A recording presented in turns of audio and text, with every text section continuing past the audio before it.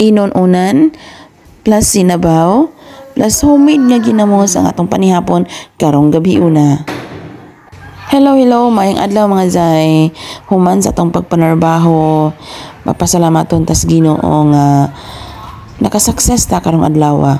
So pag uli sa balay mga zay, gi-ready na dayon ang giplanuhan nga sudan mo kiting inununan plus nagplano pud ko mga zay nga magsabaw ko kay lam ihigop og sabaw nya ako lang butangan og isda nga ako sang gipirito daan.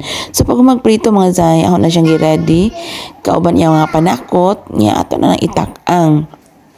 While waiting mga zay na ipuyhong usa kabibi Santa Claus nga nagsamok-samok ani nya while naghuwat ko nga maruto no nagandam po ko aning ang homemade nga ginamos mga zay ang gibutangan og green nga kamatis plus suka nga sinamag kay mo ni atong himuon nga sawsawan sa atong pagkaon unya para sa panihapon mga zay.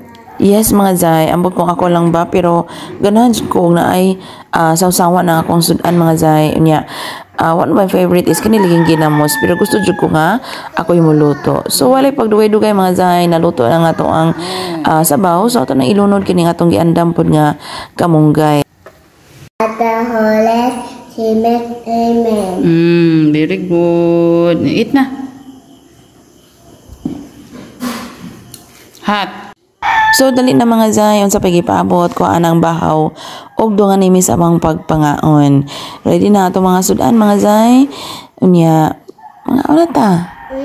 Og hangtod sa sunod na video mga day, daghang salamat sa pagtan-aw. Bye.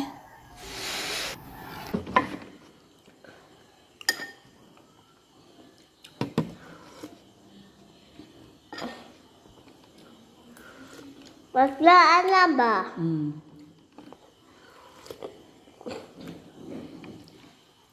Lata. Bato. Ano naman eh? Ne.